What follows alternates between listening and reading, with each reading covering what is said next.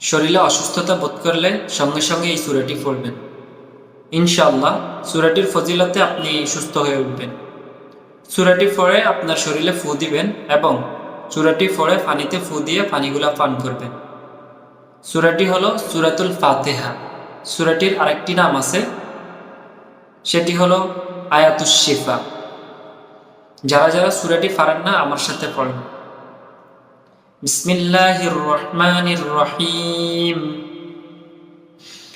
আলহামদুলিল্লাহি রাব্বিল আলামিন।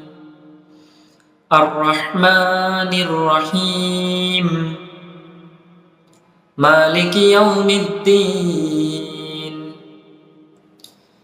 ইয়্যাকা না'বুদু ওয়া ইয়্যাকা নাস্তাঈন। ইহদিনাস সিরাতাল মুস্তাকিম। সিরাতাল লাযীনা আন'আমতা আলাইহিম গায়রিল মাগদুবি আলাইহিম ওয়ালাদ-দাল্লিন।